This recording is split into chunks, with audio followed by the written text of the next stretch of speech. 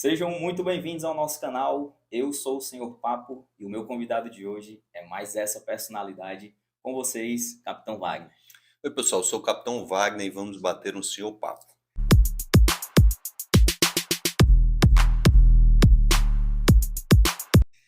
Capitão, primeiramente eu quero aqui externar ao senhor os meus agradecimentos. Muito obrigado de verdade por topar o convite, por vir aqui no meu canal. Para mim é um motivo de muita alegria, muita satisfação tê-lo aqui no meu canal. Vou confessar a vocês que realmente a gente passou um bom tempo aqui tentando encontrar um espaço na agenda e graças a Deus, capitão, sempre prestativo, veio aqui no nosso canal. Então, sou muito grato, capitão. Eu que Obrigado. sou grato, agradeço o convite, agradeço o presente, pessoal. Acabei de chegar aqui, ó, já tinha um presente personalizado para mim. Estou provando hoje o tereré. Não sabia nem o que era, mas o bicho é bom, viu? Diferente, mas é bom. Inclusive, capitão, o tereré é uma bebida exclusiva aqui do canal Senhor Papo, que manda para nós a Sabores do Campo, um patrocinador que desde sempre acredita no nosso projeto. E aí ele presenteou o capitão com esse copo personalizado. Inclusive, junto desse copo, capitão, também o senhor ganhou uma erva mate para o senhor tomar na sua casa.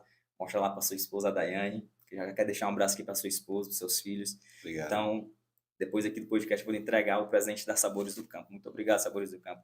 E eu já aproveitei que eu falei Sabores do Campo, eu quero também agradecer a todos os meus patrocinadores, todos aqueles que acreditam desde o início nesse projeto, todos aqueles que, quando eu disse, eu preciso de vocês nesse canal, eles disseram, pode contar comigo. Então, eu sou muito grato a todos vocês de verdade.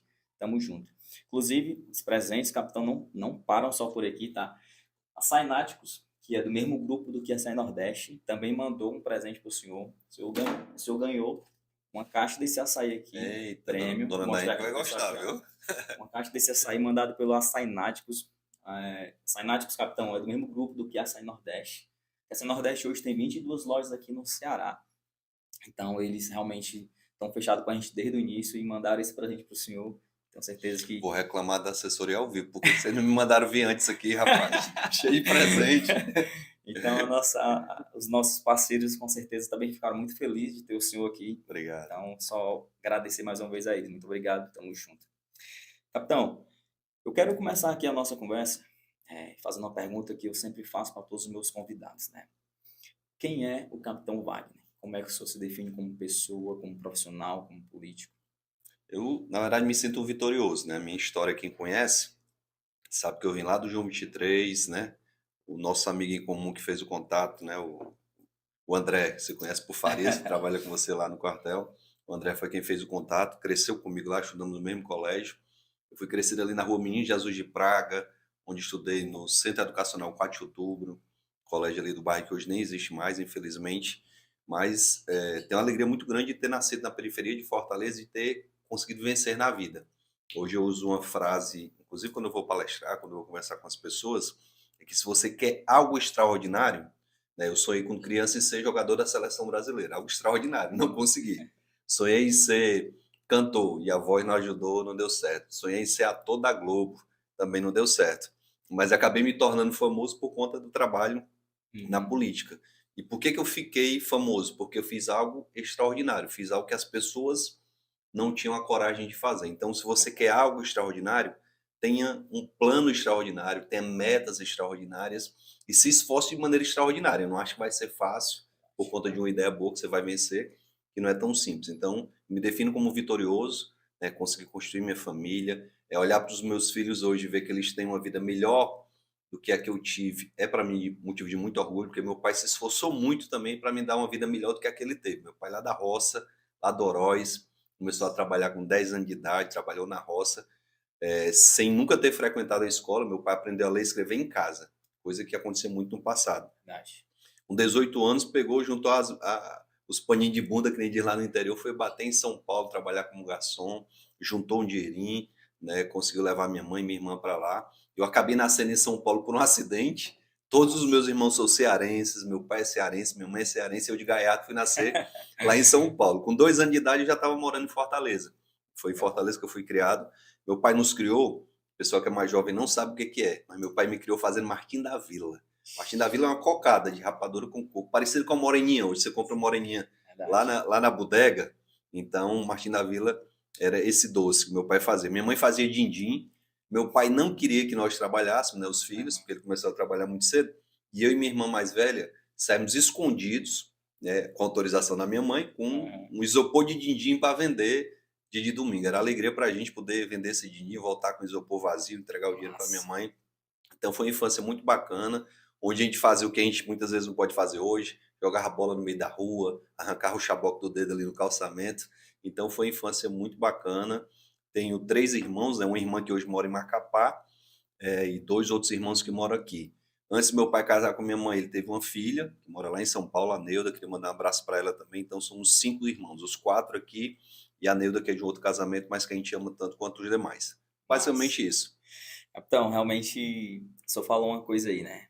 Seu pai não queria que vocês trabalhassem, porque eu acho que é um desejo de todo pai e toda mãe. Não quer que os filhos passem as mesmas dificuldades que nós um dia passamos, né? Então, quando você diz, meu pai não queria que eu trabalhasse, eu entendo perfeitamente, né? Com certeza ele não queria porque queria trancar, era para querer proteger, né? Queria realmente preparar vocês para um futuro melhor. Então, isso é muito comum para quem é pai. Eu sou pai, tenho 2 filhos, graças a Deus, e com certeza eu trabalho todos os dias para que eles não passem os mesmos aperreios que eu já passei na vida. E esse sentimento de pai e filho realmente é muito Deixa eu importante. lhe contar, no dia que meu pai descobriu que eu estava trabalhando sem autorização dele. Eu tinha 14 anos, minha vizinha tinha uma banca de revista ali na Parangaba, e ela estava precisando de alguém para ir pegar as revistas na distribuidora e levar para a banca. Ela eu tinha perdido o funcionário de fazer isso, ela me chamou. Wagner, você não quer me ajudar e tal? Lhe paga aqui meu salário e tal, fora do seu horário da escola. Aí eu vi aquilo ali, meu salário, vixe, meu salário é muito dinheiro para mim. Aí peguei e fui. Comecei a trabalhar, comecei a sair muito cedo de casa. Aí mais ou menos com uns 15 dias, meu pai estranhou, saindo muito cedo, e me chamou para conversar. Vai, no que tá vendo? Você tá saindo de casa cedo, passa a manhã toda fora, o que que você tá fazendo? Aí eu cocei a cabeça e disse, pai, tô trabalhando. Aí ele, como é, rapaz? Qual é o nosso acordo? Nosso acordo era você só estudar. Eu disse, pai, mas eu vendo o senhor se sacrificando.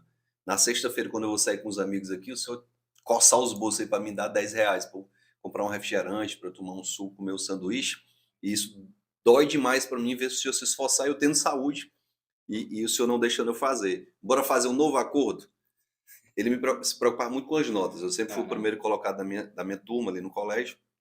E eu disse para ele, pai, se minhas notas caírem, eu saio do trabalho. Me deu um mês. Quando começarem a sair minhas notas, se as notas caírem, ele me deu essa oportunidade. Eu consegui manter as notas, continuei trabalhando desde os 14 que eu trabalho. Então foi um acordo que eu fiz com meu pai. Tenho muito orgulho de ter começado a trabalhar cedo. A gente valoriza muito mais o dinheiro quando a gente começa a trabalhar cedo. A gente sabe o sacrifício que é para um trabalhador ganhar um salário mínimo. Hoje o meu filho e minha filha não tem essa dimensão. Eu tento toda hora chamar, sentar e dizer, olha, não é assim, você não pode gastar de forma irresponsável, você tem que ter cuidado, porque hoje a gente está numa condição favorável, mas a gente não sabe o futuro. Então, Verdade. é muito bacana a gente poder dar esse exemplo aos nossos filhos. Massa.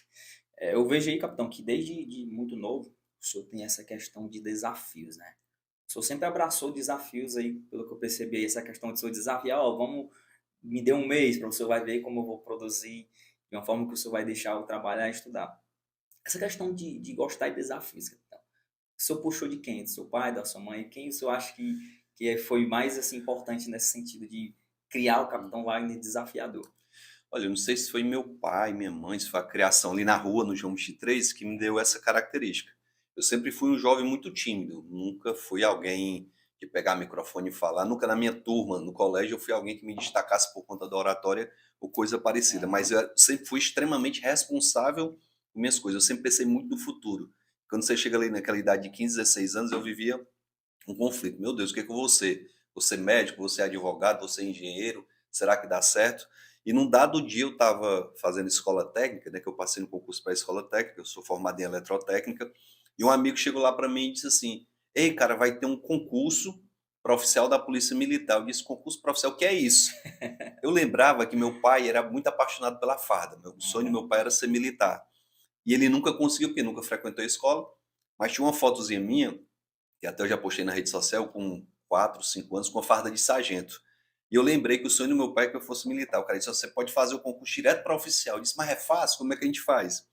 E esse meu amigo era filho de um coronel. Aí contou a história do pai e tal. Aí eu disse: rapaz, bora testar esse negócio. E peguei e me preparei para a prova. Eu estudei 3 meses. Só que eu me dediquei, como eu falei lá no começo do podcast, você tem que se dedicar de forma extraordinária. Só eram 3 meses para essa prova. eu fui estudar de manhã, de tarde, de noite e madrugada. Eu me lembro, na noite de Natal, os amigos bateram lá na minha porta. eh, eu tinha um amigo lá de João 23, que era morena, Wagner também. Aí lá tinha Aham. dupla, o Wagner branco e o Wagner preto, o Vaguinho. O Vaguinho bateu lá na porta, minha mãe foi atender e voltou. Wagner, o Vaguinho tá ali te chamando para vocês saírem. Eu disse, mãe, hoje não. Hoje eu vou estudar, eu não quero ficar com peso na consciência de eu não ser aprovado por conta de uma noite de estudo. Estudei a noite todinha. Estudei e a prova foi no comecinho de janeiro. E ninguém acreditava que eu fosse passar naquela prova. Até eu tinha dúvida. E eu estava um belo dia, na rua correndo, lá vem meu pai correndo desesperado para me encontrar, dizendo, Wagner, Wagner, a Márcia ligou, Márcia, uma ex-namorada minha, a Márcia ligou te parabenizando. Pelo quê, pai? Tu passou na prova. Eu, que prova? De oficial? Passou, tirou o segundo lugar. E eu voltei para casa desesperado, liguei para minha ex-namorada, para a Márcia, e realmente a gente comemorou muito. E todos os concursos que eu fiz, eu fui ali o primeiro, o segundo, fiquei numa colocação muito boa, porque eu me dedico muito, eu me desafio, como você falou. Exatamente. De onde veio isso? Eu acho que foi uma coisa que surgiu naturalmente, de uma necessidade de saber que as outras pessoas tinham condições melhores que a minha. Eu da periferia, né, com muita dificuldade, tinha que trabalhar, estudar, e as pessoas que se dedicavam só ao estudo, eu dizia, eu tenho que compensar e tenho que estudar dobrado. E sempre foi assim, na política, na polícia, como professor, né, eu me tornei professor um pouco antes de entrar na política. Eu acho que a sala de aula foi a grande responsável por me tornar quem eu sou hoje. Massa. Eu me lembro que eu estava na academia de polícia, quando eu tinha algum trabalho para apresentar, eu anotava assim num papelzinho parecido com esse, ia todo me tremendo lá para frente. Eu tinha dificuldade de falar em público. E foi a sala de aula que me habilitou para eu conseguir chegar, falar olhando para a câmera, bater um papo assim naturalmente. Eu tinha uma alergia a microfone, você viu? O microfone ficava logo todo me tremendo. Então, a sala de aula foi essa referência para mim e graças a Deus eu me preparei, cheguei na política já com uma condição de falar, de discursar por conta do aprendizado em sala de aula. Muito massa. Capitão, eu vendo um pouco da sua história, acompanhando a sua trajetória, tanto como policial, como político, e vendo que você é um cara que veio da periferia, isso realmente é uma coisa que nos alegra demais, né? Eu também sou nascido e criado aqui no Pirambu, então, quando a gente vê alguém da periferia tendo uma ascensão profissional, uma ascensão pessoal, para a gente é muito importante. Você sabe mais do que ninguém que tem muitas pessoas que olham para dentro da periferia e não enxergam coisas boas lá, não veem nada de bom. E aí quando eu saio de lá, quando eu digo, quando a gente ascende, né, de lá, a gente mostra para as pessoas que na periferia também tem pessoas boas, tem pessoas de boa índole, tem pessoas que têm sonhos como qualquer outra. Se tem um local que tem sonhos, é na periferia. O senhor vai saber isso mais do que eu.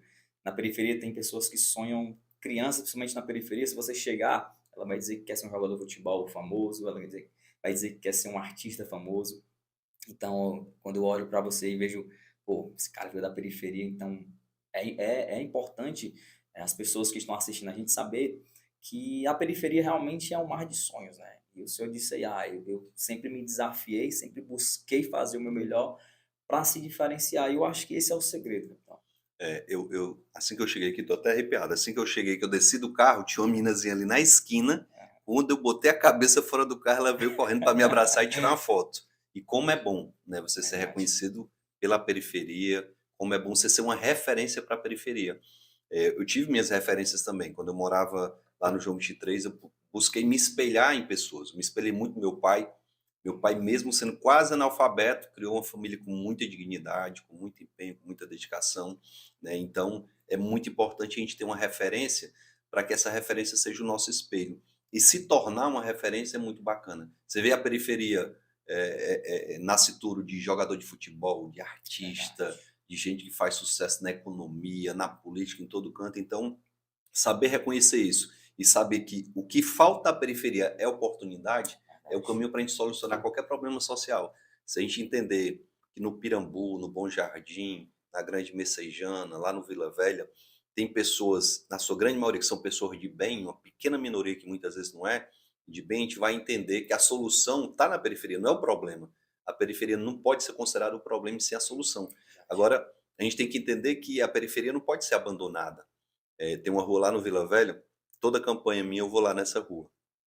E é uma rua que toda vida que tem chuva tem um alagamento absurdo, a lama entra na casa das pessoas.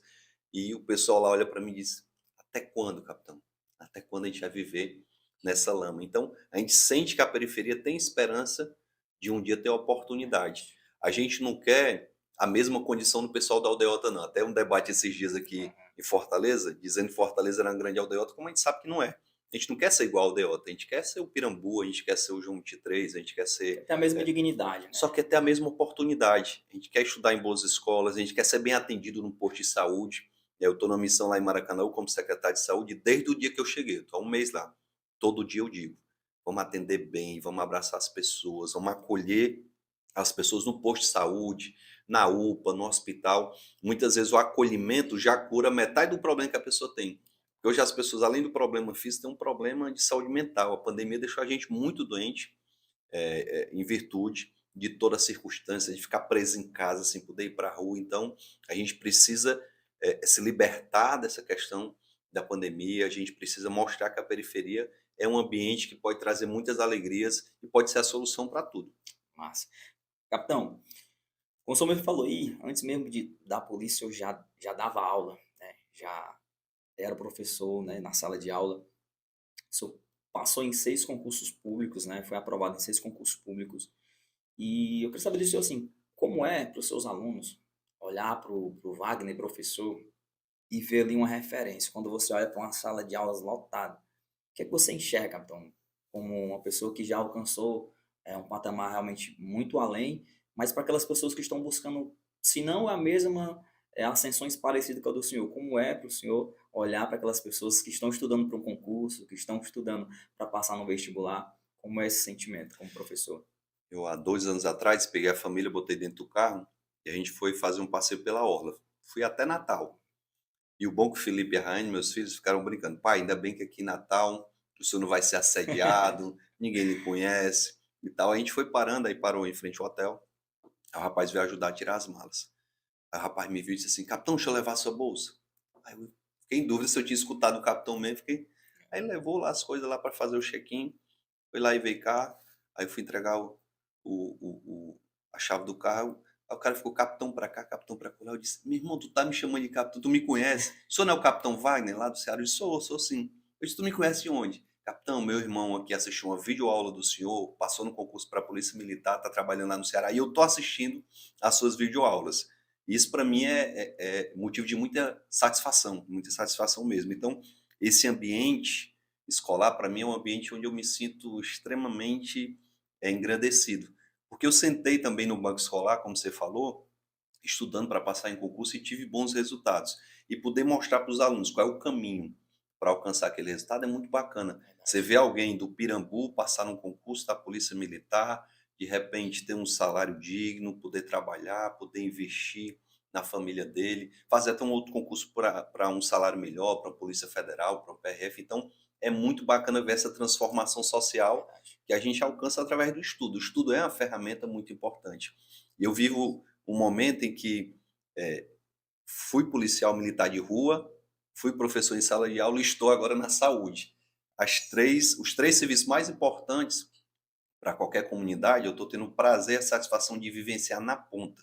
Porque eu não fui policial de trabalhar em gabinete. Eu trabalhei em Jaguaribe, eu trabalhei no Antônio Bezerra, eu trabalhei aqui no Pirambu, conheço bem o Pirambu, né? Então, trabalhei na rua como professor, fui para a sala de aula, fiquei lá. Então, é uma experiência muito bacana você poder sentir na pele, ter empatia, né? Eu me lembro de uma ocorrência, eu estava saindo do quartel lá na Parangaba e passei em frente a um posto de combustível e uma senhora gritou, foi assaltada, foi assaltada. Eu sei que foi uma coisa tão rápida que a gente fez o cerco no quarteirão, pegou 2 caras lá na frente. Aí trouxemos pro local do posto para fazer o reconhecimento. Quando a gente deu a geral, aí tava lá o dinheiro todo. Foi uma satisfação muito grande daquela mulher ter uma resposta imediata. Como é bom o trabalho de polícia quando você tem êxito, né? Você mostrar para aquela vítima de um crime qualquer que ela não está desamparada. Da mesma forma, como é bom você estar em sala de aula e receber o carinho do aluno que diz, capitão, passei por conta da sua aula. Eu sei que não foi por conta da minha aula, foi por conta do empenho dele. Porque se Exatamente. fosse só a minha aula, todo mundo passava, quem assistisse minha aula. Verdade. Mas ele prestou atenção na minha aula, ele seguiu minha orientação, ele fez o exercício. Então, é realmente dignificante você ser professor e ver o resultado dos seus alunos. Muito massa. Capitão, como policial militar, qual a bagagem que o senhor traz até hoje que é considerada importante para o senhor. A função que o senhor exerceu de policial militar, até que ponto ela foi importante para formar o Wagner de hoje? Olha, eu tem até uma cena duas cenas engraçadas. Uma, quando eu recebi minha farda, eu estava na academia ainda e eu morava no João 23, e eu pegava o ônibus, João 23, Lagoa, ia para o terminal da Lagoa. Eu me lembro de que eu recebi minha farda, peguei a arma que meu pai me deu de presente, ele tinha um revólver 38, me deu de presente, e eu vim todo inchado dentro desse ônibus, voltando para casa. Eu desci simplesmente 5 paradas antes da minha casa. Para quê? Para estar andando nas ruas do João 23, fardadão, com a arma na cintura, me mostrando como autoridade. Eu desci na praça do João 23 e fui andando até a minha casa. E foi um momento de muita satisfação. Mas, ao mesmo tempo, quando a gente começa a trabalhar na rua, a gente vê a dificuldade que é fazer segurança pública, especialmente no estado pobre como o nosso.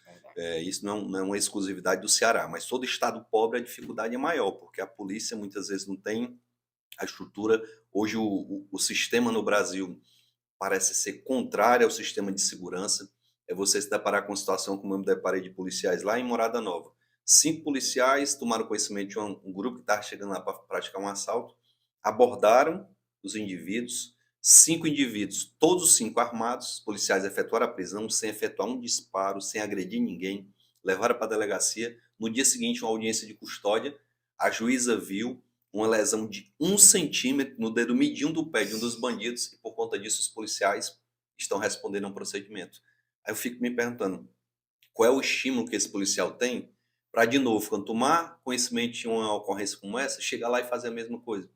Ele vai ter o estímulo contrário. Em vez de ir lá e fazer o papel dele, ele vai dizer, não, peraí, eu sou pai de família, eu tenho 2 filhos, eu posso perder minha farda se eu agir dessa forma. Então, talvez não seja interessante. Então, é muito ruim esse sentimento, a gente saber que o problema está ali e ver que muitas vezes as autoridades não querem solucionar o problema. As autoridades dificultam a vida do policial.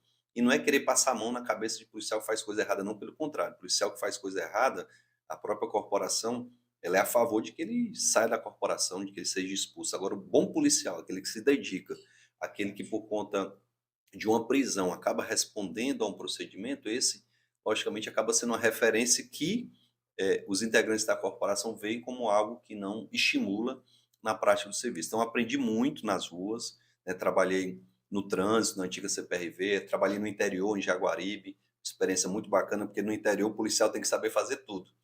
E quando eu cheguei em Jaguaribe, foi muito engraçado. Eu parei no posto de combustível na entrada da cidade, a paisana, e fui comprar na loja de conveniência uma água, alguma coisa. Quando eu estava pagando, a moça olhou para mim e disse, o senhor é o tenente?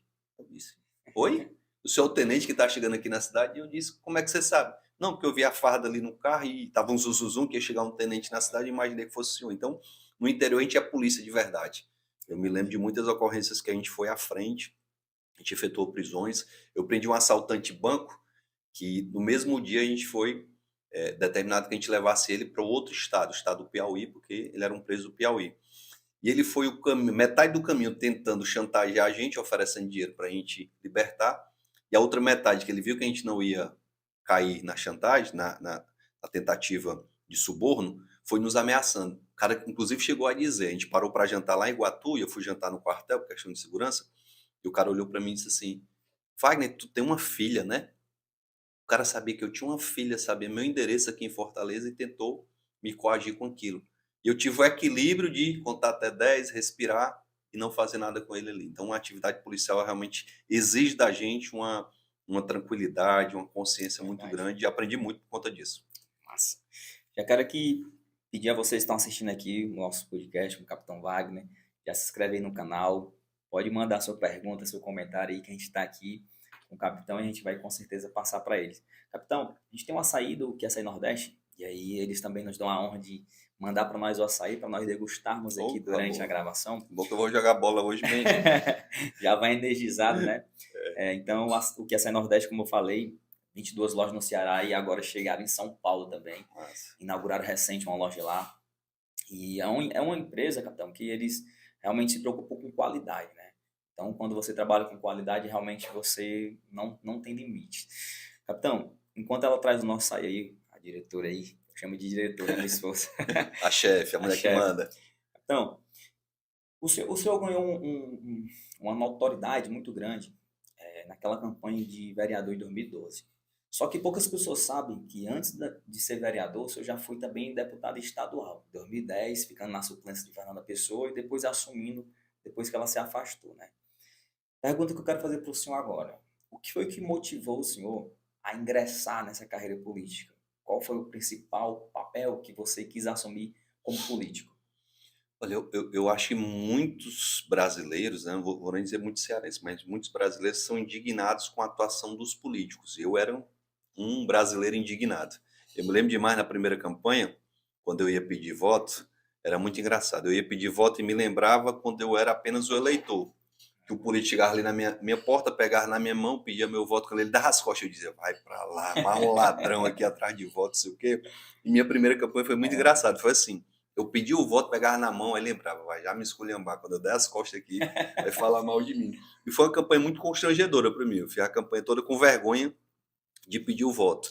E o que me estimulou naquele momento a ir para aquela candidatura foi essa indignação de querer ir para lá para fazer diferente, de ir para lá para falar a verdade, de ir para lá para ter coerência, certo? Não ganhei a primeira eleição, fiquei na primeira suplência, e eu me lembro como se fosse hoje o dia que eu assumi quando a Fernanda Pessoa se afastou.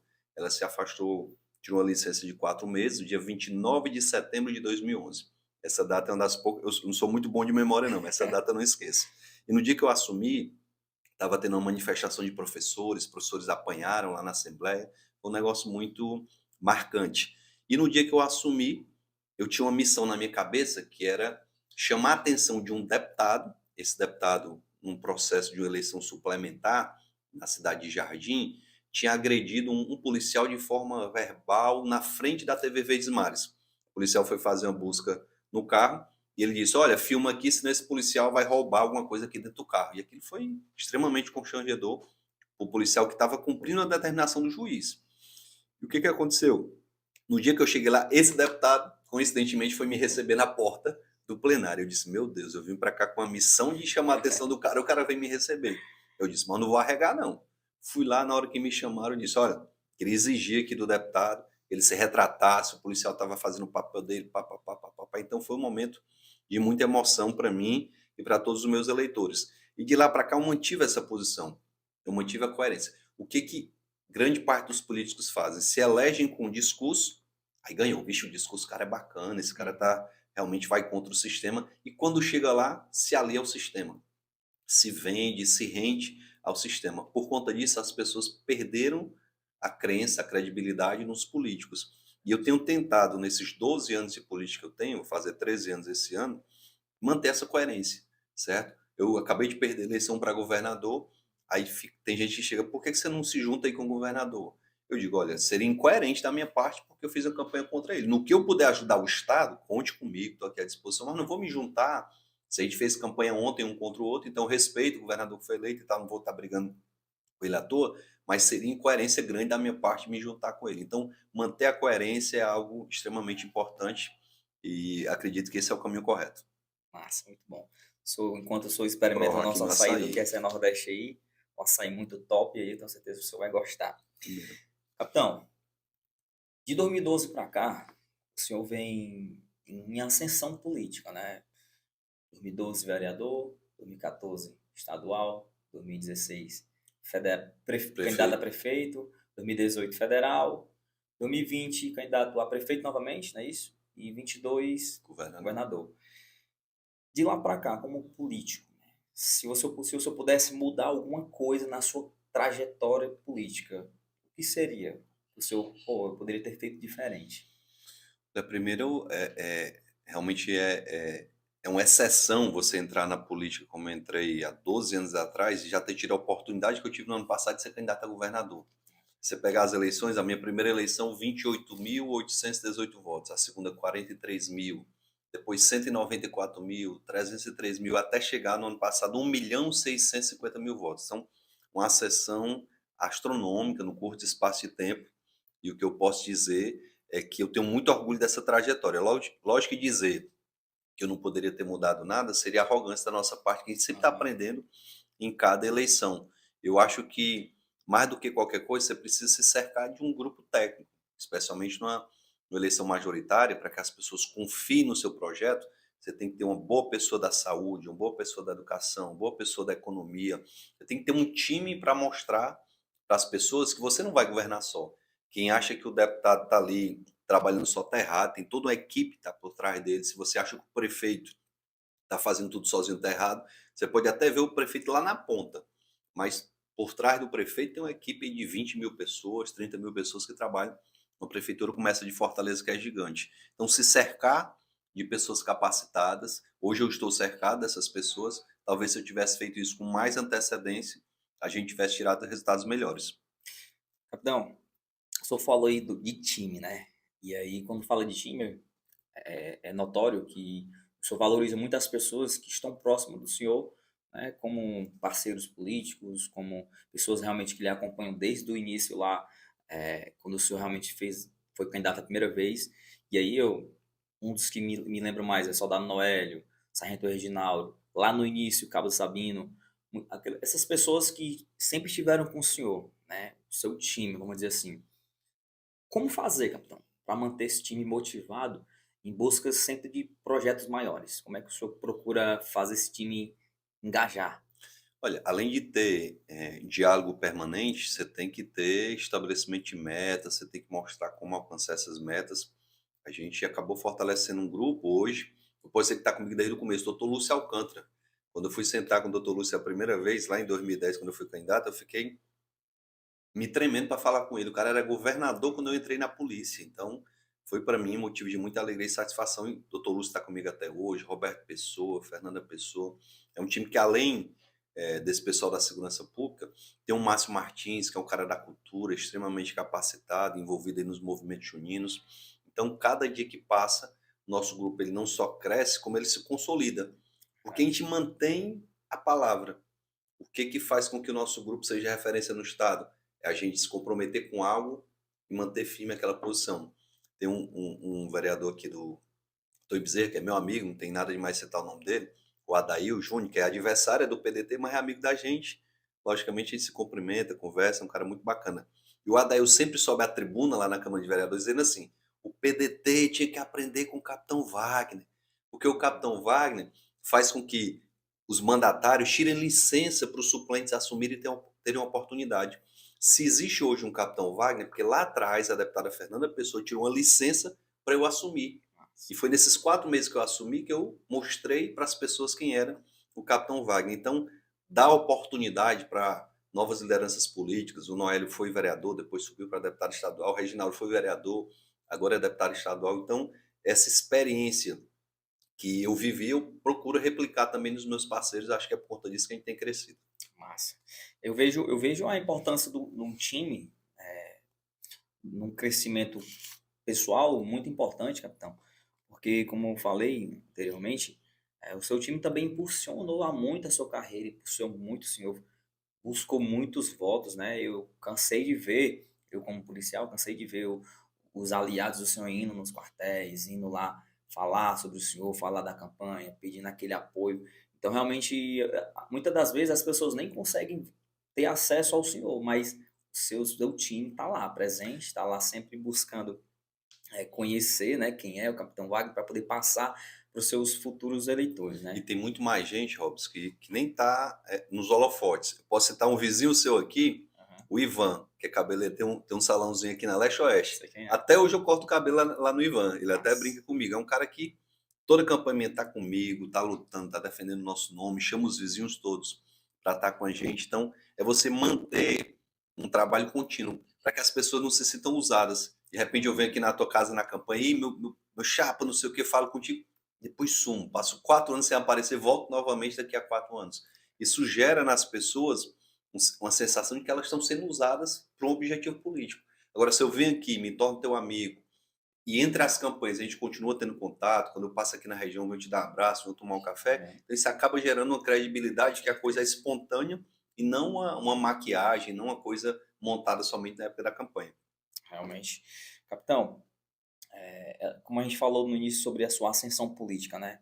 Hoje o senhor é secretário de saúde de Maracanaú.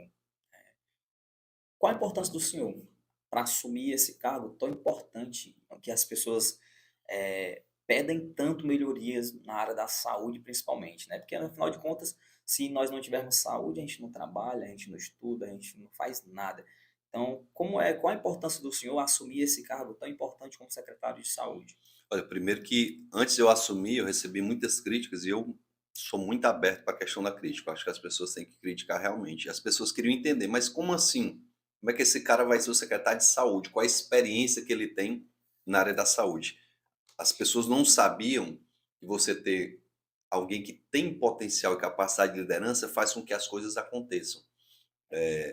Acho que mais do que qualquer coisa, um secretário de educação, um secretário de finanças, um secretário de saúde, um secretário de segurança pública, ele tem que saber liderar. Ele tem que demonstrar capacidade de liderar, de ter empatia, de trazer as pessoas para trabalharem junto com ele. E é incrível como esse sentimento hoje lá em Maracanã ele existe na secretaria. Do agente comunitário de saúde até o médico que está lá no hospital, as pessoas hoje estão se sentindo valorizadas. Nós chegamos lá, o salário dos médicos estava atrasado. Eu disse: olha, o salário me deu um voto de confiança que eu vou resolver isso. Em 2 dias a gente resolveu, botou o salário dos médicos em Nossa, dias. A gente chamou todos os agentes comunitários de saúde que estavam reclamando que estava com tablet para trabalhar e o tablet não funcionava. Eu disse: pessoal, me dê só um tempinho que eu vou procurar aqui a empresa, a gente vai resolver. Entregamos tablet novo para todo mundo, muito tablet bom. de qualidade, está lá todo mundo satisfeito. Os agentes de saúde estavam reclamando porque foi aprovada uma lei na Câmara e eles não participaram do debate. Chamei para sentar, conversamos, alteramos já a lei, já mandamos aqui para a Câmara uma nova lei e eles vão ser atendidos. Então, é você ter empatia. E em todo canto que eu estou chegando, Robson, o que, é que eu digo? Você quer funcionar da Secretaria de Saúde, entenda uma coisa. Aquele paciente que está chegando no hospital, no posto de saúde, na UPA, ele é o maior amor da vida de alguém. Certeza. Com certeza é o maior amor. É o filho de alguém, é o esposo de alguém, é a filha de alguém, é a avó de alguém. Então, essa semana mesmo, minha sogra mora lá em Maracanaú e ela passou mal, né? Foi encontrada desacordada na rede e foi levada para a unidade de saúde lá. O meu cunhado levou, era o que era mais perto, levou e ela foi bem atendida lá, certo? Ah, mas foi porque era sua sogra. Não, porque o pessoal não sabia, ficou sabendo depois, certo? Logicamente, se eu tivesse tomado conhecimento na hora, eu ia pedir uma atenção, mas ela foi bem atendida porque é isso que a gente está pregando. Atenda bem, escute. Se não der para resolver a demanda naquele hospital, vamos transferir para um hospital que eu possa resolver. Fiquei muito feliz, essa semana a gente transferiu uma senhora que estava na UPA, precisando de uma UTI no hospital. Liguei para o médico disse: olha, está com dificuldade aqui, secretário, mas vamos dar um jeito. E 2 horas depois ela estava transferida, estava lá na UTI. A gente está com um time muito engajado. O que que Maracanã ganhou com a minha chegada lá? Nós já conseguimos, agora, em um mês, 4 milhões de reais para investir na saúde em Maracanaú. A minha perspectiva, até o final do ano, eu consegui 10 milhões. Se eu tivesse lá, esse dinheiro tinha chegado? Não. Fui bater na porta do Eduardo Girão, fui falar com a Daiane, minha esposa que é deputada, estou conversando com o Célio Estudas, estou conversando com o André Fernandes e procurando outros deputados para levar esses recursos para Maracanaú. Graças à confiança que o prefeito tem em mim, ele já chamou o restante da equipe: olha, o que o Wagner precisar aqui para a gente fazer uma boa gestão, vamos fazer. Vamos investir em tecnologia, vamos acelerar os procedimentos. A gente está agora com um programa que a gente vai lançar de fila zero. Nós já zeramos. Olha como é bacana eu poder chegar no mês da mulher e dizer: nenhuma mulher que precisar fazer uma mamografia em Maracanã vai esperar, porque a gente já zerou a fila do Nossa, mamógrafo. É só ela querer fazer o exame, que o exame vai estar à disposição. Há um mês atrás, as mulheres que procuravam o posto de saúde levavam 6 meses, até mais de 6 meses, para receber o resultado de um exame de prevenção do câncer. Eu disse: isso é um absurdo, não pode. Chamei a diretora do hospital, que é muito comprometida, a Cristina, capitão, bora aqui, a gente vai fazer esses exames aqui no nosso laboratório para agilizar. Agora, no mês de março, a gente está conseguindo realizar o exame e entregar em menos de 15 dias. Era 6 meses, a gente reduziu para 15, até o meio do ano a gente quer reduzir isso aí para 4, 5 dias, porque é possível. Então, muitas coisas estão acontecendo, por quê? Porque a gente tem a capacidade de sentir a dor das pessoas, do profissional. O médico hoje se sente valorizado, a diretora do hospital sabe que tem um parceiro, a diretora da UPA também, então você está próximo às pessoas acaba ajudando muito. nossa, é muito importante as pessoas terem essa visão do secretário de saúde lá, porque talvez eles não tenham tido ainda essa oportunidade de ouvir da boca do senhor tudo o que o senhor pensa para a área da saúde em Maracanaú, É né? porque as pessoas conhecem o capitão e não conhecem o Wagner, né? Exatamente. Então, aí algumas pessoas aqui estão fazendo algumas perguntas aqui na nossa live. Inclusive, eu quero já pegando essa área da secretaria que o senhor está falando, o Maírton Oliveira perguntou assim: qual a dificuldade maior em ser uma pessoa politicamente conhecida e agora quais as suas expectativas como secretário de saúde? Né? Olha, nossa expectativa é poder, não só oferecer uma saúde mais humanizada, porque você humanizando a saúde, você já resolve 80% dos problemas. A maioria das reclamações são de quê? As pessoas chegam no local, num posto, numa UPA, num hospital, e dizem que são maltratadas, que são tratadas com ignorância, que o funcionário está ali de má vontade. E a gente começou o caminho pelo funcionário. Eu estou me reunindo com os funcionários direto e eu digo: olha, vocês estão vendo como é que eu trato vocês? Com carinho, com atenção, com respeito. E eu quero que vocês repliquem isso aí lá na ponta. Se eu estou tratando vocês bem, se o prefeito nos trata bem, então a gente tem que tratar também bem o nosso contribuinte. A pessoa que vai lá num posto atrás de serviço é quem paga o nosso salário. Então vamos tratar bem. Então humanizar já é um grande desafio, porque muitas vezes tem gerência política, tem uma pessoa que está ali no posto e diz: ah, eu estou aqui porque o fulano me botou e acha que é dona da verdade. O prefeito já disse: olha, se isso acontecer aqui, pode substituir a pessoa, porque eu não quero ninguém maltratando ninguém. Primeiro, humanizar. Segundo, saúde é muito caro. Se você não se organizar, você não consegue atender as pessoas. Então, meu grande desafio lá é poder desafogar as filas que existem na saúde de Maracanaú. E com esse programa Fila Zero que a gente está lançando agora, eu tenho plena convicção que muita coisa vai ser acelerada, a gente vai melhorar a qualidade da saúde, sem dúvida. Massa, muito top. Nosso Instagram, capitão, a gente também colocou lá, deu a oportunidade para algumas pessoas mandarem perguntas para o senhor, né? E aí eu acabei selecionando aqui algumas perguntas, que se fosse fazer todas aqui, a gente ia passar aqui a noite respondendo essas perguntas. Mas eu queria selecionar algumas aqui, porque é importante o senhor saber o que as pessoas na rua querem saber. Sem Porque às dúvida. vezes eu posso deixar de fazer uma pergunta aqui e as pessoas gostariam de saber sobre isso, né? Capitão, uma das perguntas aqui que as pessoas fizeram é o seguinte: o que fazer para acabar com as facções? Uma pergunta de um seguidor nosso. E eu queria passar essa pergunta para o senhor porque é uma questão muito complexa aqui do nosso estado. Qual a sua visão sobre isso? O que é que pode ser feito? Olha, achar que a gente vai acabar com facção no estalar de dedos é achar que a pessoa que está escutando também é burra. Todo mundo sabe que não é fácil acabar com o crime organizado, porque facção é crime organizado. O crime organizado se estruturou financeiramente, se organizou. Por que o nome é crime organizado? Porque eles hoje têm um poderio bélico absurdo, armamento de última geração. Hoje eles têm advogados que estão pagos aí a qualquer momento para poder soltar um indivíduo que for preso. Então existe uma grande estrutura do crime organizado. E infelizmente, nos estados em que o governo trata bandido como coitadinho, isso acaba avançando ainda mais. Então, o grande desafio é nós tratarmos o cidadão de bem como cidadão de bem. O policial não pode chegar na comunidade só porque é comunidade carente, sair batendo em todo mundo para depois perguntar quem é bandido e quem é cidadão. Tem que saber trabalhar para identificar isso. A gente tem que agir com inteligência e com tecnologia. Eu vou lhe citar o exemplo da Polícia Militar de Santa Catarina. Lá em Santa Catarina, eles estão há alguns anos sem aumentar o efetivo, mas estão conseguindo diminuir a violência porque estão investindo em capacitação dos profissionais, estão investindo em tecnologia, em uso de câmeras, em uso de tudo que a tecnologia pode oferecer para melhorar a segurança pública. Aqui no Ceará, nós até temos algumas ferramentas que já deram resultado, mas qual é o grande problema hoje?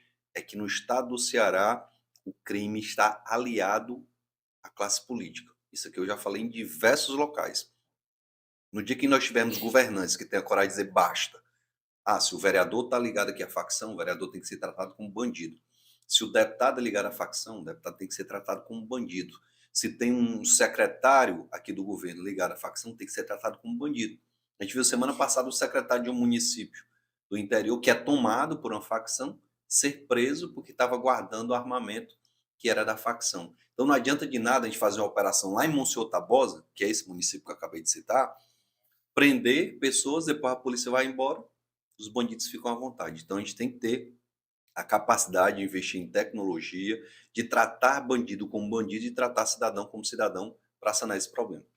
Muito bom. É muito bom ter essa visão do senhor, ter esse planeamento, e o senhor falar abertamente sobre isso, porque as pessoas, a gente vive hoje num estado que, infelizmente, tem muita disputa de território e facções, as pessoas andam com muito medo, né? Então, é importante eu passar para as E pessoas como é a Robson, sua visão olha, disso. olha como esse problema é grave. A gente acha que segurança afeta só a segurança. Não. Esse problema do crime organizado está afetando todos os serviços. Tem comunidades aqui em Fortaleza que eu visito, que eu chego lá, como cheguei na casa da Kátia, lá no Vila Velha, ela me disse: Wagner, rapaz, meu filho estava doente aqui semana passada, eu não levei no posto de saúde porque eu não podia. Eu disse: mas como é que tu não pode, mulher? O posto de saúde é 3 ruas daqui. Tu sabe que do lado de lá, quem manda é a facção A e do lado de cá, quem manda é a facção B. Se eu passar por lá de lá, vão querer fazer alguma coisa comigo. Como já mataram muitas mulheres aqui em Fortaleza por conta disso. Está afetando a saúde, está afetando a educação. Tem mãe que está deixando de trabalhar porque a creche do filho é no território de uma facção e ela mora no território que é de outra facção. Não tem mais como deixar o filho lá, certo? Então, afetou a educação, afetou a saúde, está afetando até as igrejas. Tem fiel hoje que está deixando de frequentar a igreja, porque a igreja está no território de uma facção. Aqui mesmo, eu tive conhecimento, uma igreja do outro lado da ponte, da Barra, que o pastor disse para mim: capitão, no começo eu achei que não ia afetar, mas meus fiéis estão do lado de lá da ponte, do lado da Barra do Ceará, e minha igreja aqui é do lado da Calcaia. A facção já não deixa mais o pessoal vir para o lado de cá. Então isso acaba afetando tudo, acaba afetando a convivência social. Verdade. Ainda em cima desse aspecto aí de segurança, teve um seguidor aqui que perguntou o seguinte: pergunta a ele se ele já foi ameaçado. Você já foi alguma vez amedrontado? Já tentaram calar o senhor com ameaças alguma vez? Teve esse episódio que eu falei lá de Jaguaribe, né, que foi no começo da minha carreira, nem existia essa questão da facção ainda mais tão forte. Teve outro episódio que a minha esposa foi seguida, né, ela tem um trauma até hoje, ela não consegue andar em Fortaleza sozinha. Quando ela estava em Brasília, quando ela está em Brasília, ela vai para todo canto só, mas aqui ela tem esse receio. É, já recebemos mensagem em rede social, nos ameaçando, em WhatsApp, em vários veículo de comunicação de rede social, mas a gente está tranquilo. A gente sabia que isso ia acontecer, então quem é profissional de segurança sabe que está sujeito a ameaça, e na política, da forma como a gente faz política, a gente sabe que isso pode acontecer e não nos abala. Verdade. Capitão, a minha equipe de reportagem do Sem Papo, que eu chamo de família, e aqui eu já quero deixar aqui meus agradecimentos ao Giovanni, ao Rogerinho, ao Sarave, a diretora também que faz parte dessa equipe, foram lá no bairro onde o senhor cresceu, na verdade, né? E perguntaram para as pessoas se elas queriam mandar alguma mensagem, se elas queriam Eita, fazer vai algum levar os carão comentário do do povo João Capitão Wagner. 23 aí. E agora a gente vai ver o que é que as pessoas lá no seu bairro têm para falar do Capitão Wagner.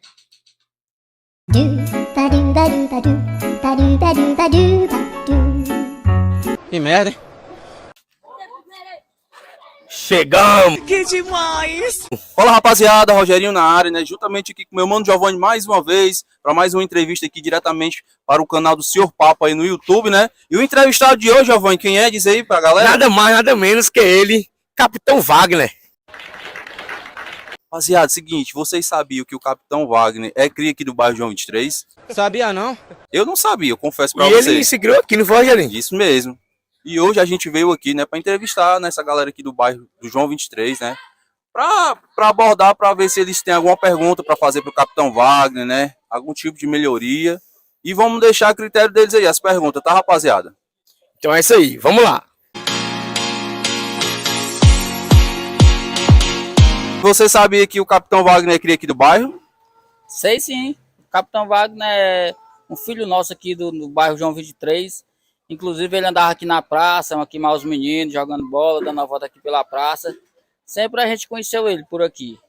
Se o Capitão Wagner se elegesse a presidente do Brasil, você votaria nele? Votava sim. Capitão, essa primeira pergunta aí que meu repórter fez, eu achei bacana selecionar, porque é o seguinte: qual a importância para o senhor, né, vindo lá do João 23, ter esse respaldo da comunidade onde o senhor cresceu para pretensões futuras maiores? Qual a importância disso para o senhor? No começo do podcast tu falou de referência, né? E é muito bacana ser referência para o João 23, né? Quando fala que o Wagner veio do João 23, as pessoas querem saber onde foi que ele morou, o que ele fazia. Eu jogava bola nessa quadra aí, tinha os campeonatos das escolas, a gente jogava aí na pracinha, tinha o trailerzinho do João, ainda existe lá na pracinha também, que a gente ia no final de semana para brincar. A igreja em frente a gente frequentava no domingo também, então para mim é motivo de alegria ver um morador de João 23 reconhecendo que alguém de lá saindo do João 23, se tornou uma referência política, e ouvir do eleitor do João 23 que votaria em mim para presidente da República é realmente motivo de satisfação e orgulho. Não sei se um dia eu vou concorrer para isso, mas já é motivo de alegria saber que pelo menos um voto eu tenho. Vamos aqui ver os próximos. Dona Livonda, você conhece o Capitão Wagner? Assim, não tenho muito conhecimento com ele, mas ultimamente, né, nessa política agora eu estive mais próximo dele, né, e eu vi que ele é uma pessoa capacitada, é um candidato de parabéns. Admiro muito o trabalho dele, né, e eu só quero dizer para ele que dou meus parabéns para ele, porque ele é uma pessoa excelente. Se ele fosse candidato à presidência do Brasil, você votaria nele? Com certeza. Eu também. Você sabe atualmente o que é que o nosso amigo o Capitão Wagner ele faz? Não. Ele é secretário da Saúde de Maracanaú. Acredita? Opa! Você sabe ver se o Capitão Wagner agora. Qual pergunta você faria para ele? O que eu fazia para ele é que o trabalho dele está sendo muito importante e ele trabalhar pela saúde, né? Porque nós precisamos muito da saúde. Isso é verdade, muito importante. Aqui de João 23, pro canal do Senhor Papo. As pessoas, agora sabendo que o senhor é da Secretaria da Saúde, vão cobrar por isso.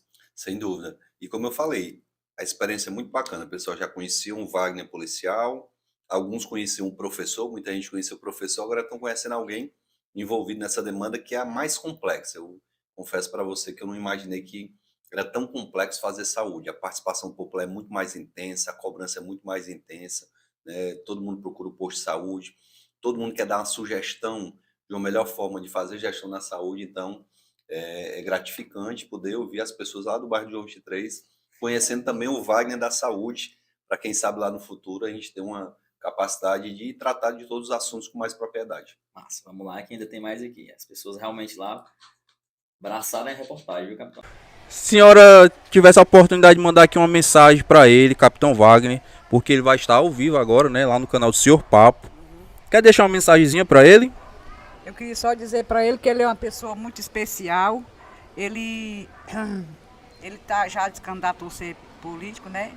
E o trabalho dele eu acho muito bonito e é muito importante o trabalho dele. Eu admiro muito o trabalho dele. E a senhora sabe o que ele faz atualmente, o cargo que ele ocupa hoje na política? Ainda não estou sabendo qual é o cargo. Se eu estiver sabendo, eu dizia.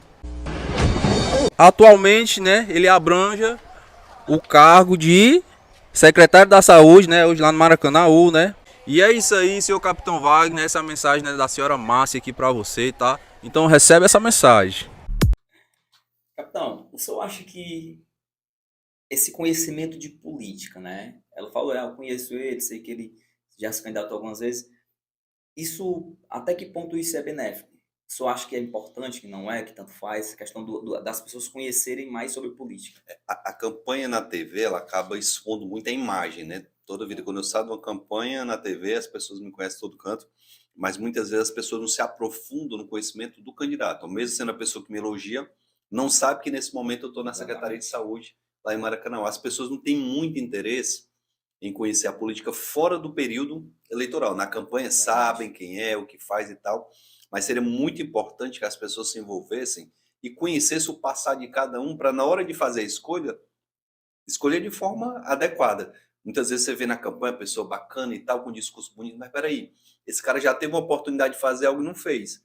Então, como é que agora ele vem dizer que faz? Então, é muito importante, e eu acho que o brasileiro, por conta dessa polarização muito forte a nível nacional, acaba tratando mais da questão política. Hoje, o pessoal trata de política na praça, trata no WhatsApp, trata na reunião de família, trata no racha. Então, acho que isso acaba sendo bom para a nossa democracia e gera aí um amadurecimento do processo democrático. Massa. Aqui pro próximo. Hoje o entrevistado vai ser o nosso amigo Capitão Wagner. Então, vocês abordariam, se vocês vissem ele, qual pergunta vocês fariam para ele? Como o senhor pode ver, acho que na hora do esporte, né? Porque a quadra aqui tá precisando de uma melhoria bem pode ser bem urgente, porque Tá baqueado, né? tá bem baqueado, faz tempo que ninguém faz nada. E o, né? Só que gol? Mano, é gol. É o bichão mesmo, hein, doido? Mano, é gol. Ei, eles estão aqui, eu vou gravar já ali, viu? É mais um ambiente também, botar mais alguma coisa assim, porque a praça ela é movimentada assim, mas podia ser mais, né, mano? Que é uma praça, melhor, já que é um grande ponto de referência, podia ter mais coisas. É isso aí, galera, ó, aqui diretamente aqui o Capitão Wagner. Então, tem a pergunta dos meus amigos pra vocês. Tamo junto e é nóis. Capitão, é muito comum o senhor sair na rua e as pessoas lhe cobrarem, mesmo o senhor não estando em período de disputa eleitoral, isso é Sim, muito comum. sim, é muito comum abordarem, cobrarem, não só tirar foto, mas também trazer crítica e sugestão. E essa quadra, na minha vida, ela é importante por 2 motivos. Joguei na quadra, bati bola aí, e quando vereador de Fortaleza, eu destinei R$600 mil para a cobertura da quadra da praça. Foi uma obra que demorou, mas graças a Deus foi efetivada, então foi um ganho muito grande para essa meninada, porque no período da tarde a quadra ficava ociosa, o sol muito quente, se tornou um ambiente mais agradável. Lógico que está faltando a manutenção, é muito importante que a prefeitura faça isso, e é importante as pessoas entenderem o que é a função de cada político. Às vezes as pessoas não sabem quem que vai fazer a cobertura da quadra, quem que é responsável. É a prefeitura, o governo do estado, o governo federal? Então, como é o equipamento municipal, a responsabilidade é da prefeitura. Assim como o Centro de Formação Olímpica já é do governo do estado, o Castelão do governo do estado, então as pessoas não sabem dimensionar a responsabilidade de cada um e é importante que elas conheçam. O senhor falou essa questão de conhecer o papel do político, né? O cara que está ali como vereador, o deputado estadual, o deputado federal, o senador. Realmente as pessoas não conhecem a função de cada um. Isso a gente vê conversando com algumas pessoas. Eu tive aqui recentemente com um vereador de Fortaleza, o Wander Alencar, e aí foi uma das perguntas que as pessoas fizeram para ele. O que é que faz um vereador? As pessoas voltam no candidato, mas não sabem qual é o real papel dele, né? Então, ter esse conhecimento de o que o político pode fazer, o que aquele candidato vai fazer quando for eleito, realmente é muito importante e muitas pessoas, infelizmente, ainda não sabem. Muitas vezes o próprio político, ou o candidato, ele não sabe qual é o papel. Você vê o cara candidato a vereador, aí chega na TV e diz que vai resolver o problema da segurança pública do estado. Peraí, mas calma, tu é vereador de Fortaleza, né, do estado. Peraí que essa atribuição tem a ver com a guarda municipal e tal, mas também tem muita relação com o estado. O próprio candidato muitas vezes promete algo que não é competência dele. Competência do vereador é legislar, criar as leis do município e fiscalizar a prefeitura. Aí o cara disse que vai, eu como vereador vou construir a creche aqui do bairro. Peraí, quem constrói é a prefeitura. Tu pode até aprovar um projeto, mas quem constrói é a prefeitura. Então, o próprio político às vezes confunde isso. Massa. Vamos aqui para mais uma última. O senhor sabia que o Capitão Wagner, ele é cria aqui do bairro? Eu tô sabendo agora que ele é cria do bairro. Pronto, pois é, ele é cria do bairro, né? E pelo que eu fiquei sabendo também, os pais deles, né, residem aqui no bairro ainda. E outra coisa, deixa eu te perguntar, o senhor sabe qual cargo o Capitão Wagner ele abrange no momento? Ele é da Secretaria da Saúde. Muito bem, senhor Beto. Isso mesmo, ele é secretário da Saúde, né? Lá no Maracanaú. Se eu tivesse a oportunidade de estar frente a frente agora com o Capitão Wagner, deixar uma pequena mensagenzinha pra ele aí, ele está ao vivo aqui, né? Tá lhe vendo agora. Deixa uma mensagem pro homem aí. Capitão Wagner, eu queria lhe desejar uma boa sorte, que o senhor siga sua jornada bem e que eu desejo muita felicidade pro senhor. Muito bem, então é isso, senhor Capitão Wagner. Tá deixada a mensagem, então essa é pra você. A gente encerra aqui essa reportagem de rua e o que eu pude perceber, capitão, é que as pessoas ali que realmente têm um pouco de conhecimento sobre o senhor apoiam o seu trabalho, né? Apoiam o que o senhor faz, apoiam as suas candidaturas. Eu queria saber do senhor agora o seguinte, qual a importância do senhor ser esse líder de oposição? O que é que o senhor entende como importância levar o que muitas vezes não é falado, né, por outros políticos, mas o senhor consegue levar realmente o que a sociedade, o que as pessoas estão mais necessitadas? Qual a importância disso para o senhor? Primeiro, tem um ditado que diz que toda unanimidade é burra. Não existe nada perfeito. Nem Jesus agradou a todos, né? E ter uma oposição responsável e que saiba apontar os erros, as falhas, mas também o formato para solucionar essas falhas é muito importante. Eu tive no Genibaú há uns 20 dias atrás, me disseram, olha, tem uma ponte aqui no Genibaú que está tomada pelo lixo. A gente foi lá, fez uma livezinha, no outro dia o que aconteceu? A prefeitura foi lá e limpou. E em muitas outras oportunidades, eu já fui mostrar obras que estavam abandonadas, a obra foi concluída. Em muitas outras oportunidades a gente mostrou uma falha da gestão e essa falha foi corrigida. Então, ter uma oposição atuante que cobre da prefeitura, do governo do estado, faz com que as coisas acabem acontecendo. Quando na história, eu posso falar isso como policial que entrei na corporação em 99, quando na história os políticos deram tanta atenção para os policiais militares, foi a partir do momento que a gente foi cobrar, foi mostrar a péssima condição de trabalho, que se ampliou um raio, que se criou um COPAC, que deu ao policiamento especializado uma condição diferenciada de armamento, de equipamento. Então, o papel da oposição é importante, porque muitas vezes quem é da base do governo, o aliado, ele não tem coragem de chegar lá e dizer: ei, governador, isso aqui está errado.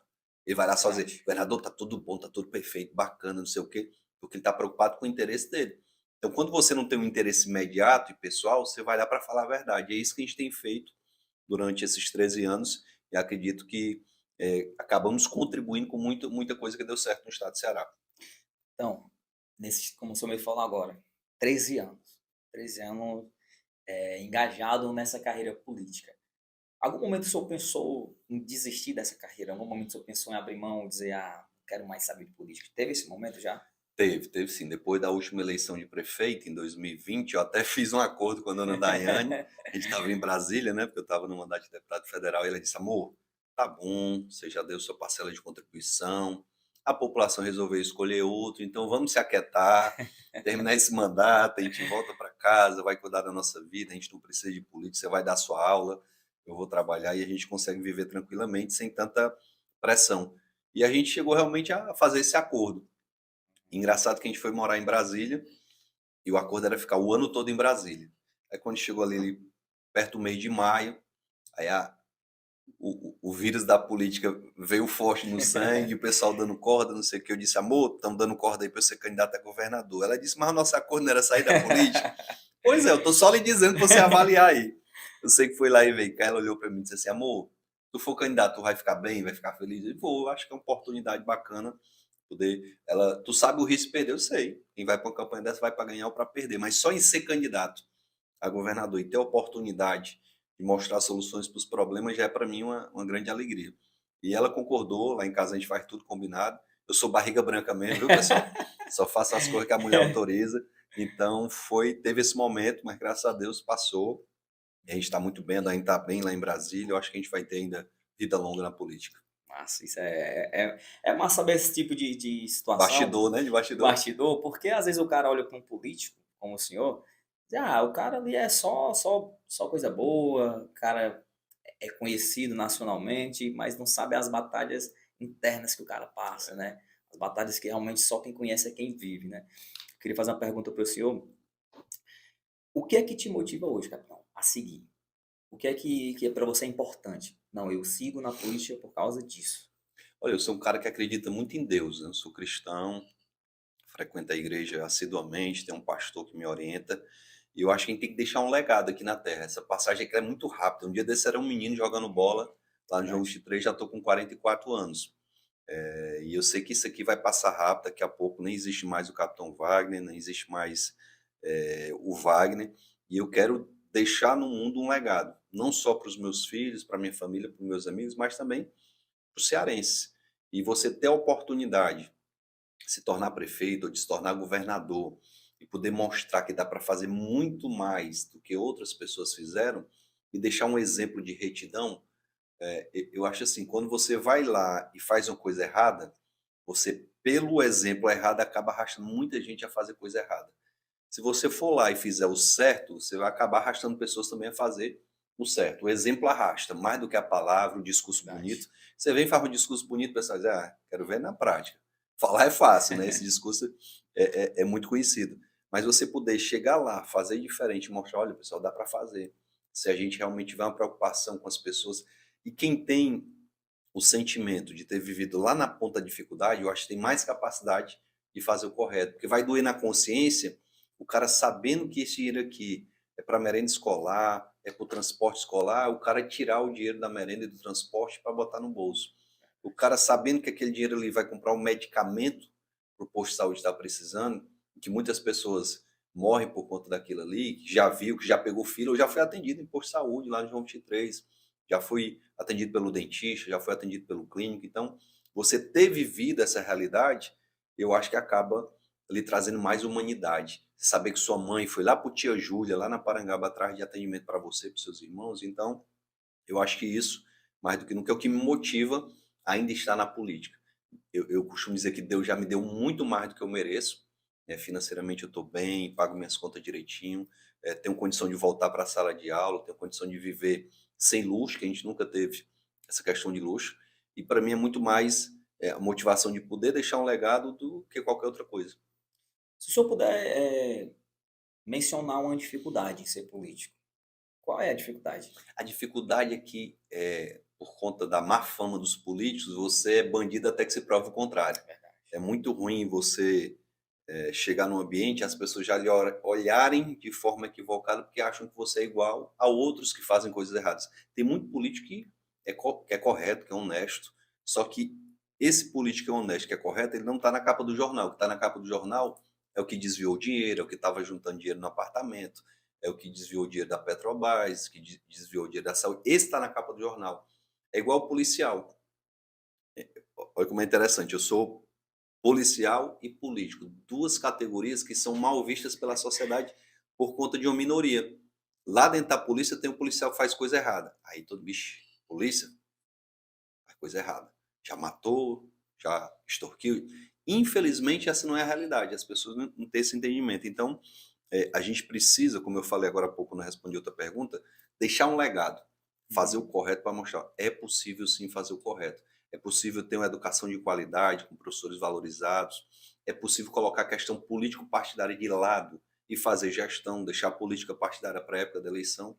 Então, são esses os desafios que a gente tem. Muito massa. Muito importante a gente ouvir isso, vindo de uma pessoa tão influente, tão importante como o senhor aqui para o nosso estado, né? Capitão, eu quero fazer aqui um bate-pronto com o senhor. Palavras, perguntas que vão necessariamente precisar de respostas objetivas também, Ótimo. né? Eu quero começar perguntando, uma pessoa, capitão. Uma pessoa, vixe, agora você me colocou.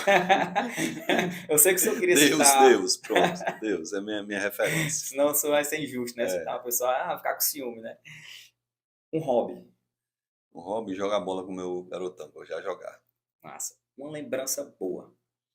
Lembrança boa, o dia que eu conheci a dona Daiane, lá no Sítio Siqueira.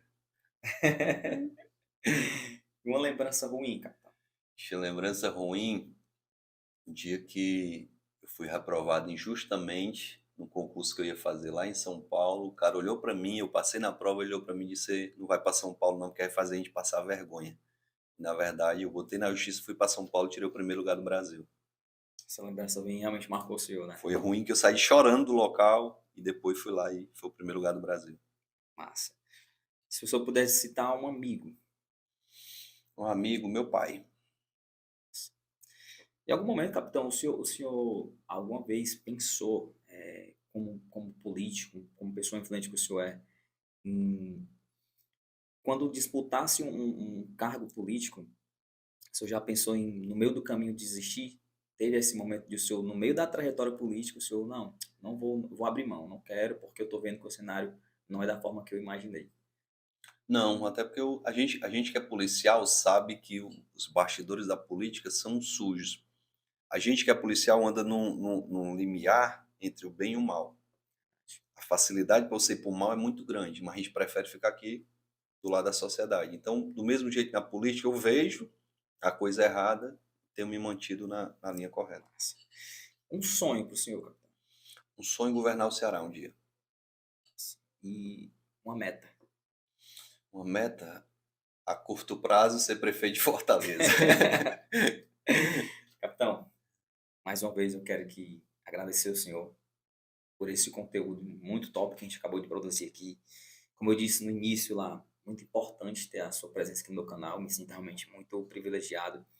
Recentemente, dia 3 agora, a gente fez 1 ano de canal e aí foi Deus que mandou o senhor aqui, meu presente para você é esse, Capitão Wagner. Amém. Então, para mim, o senhor como sendo uma figura tão importante do nosso estado e, lógico, do Brasil também, para mim foi um presente de Deus. Então, muito obrigado de verdade por o senhor estar aqui.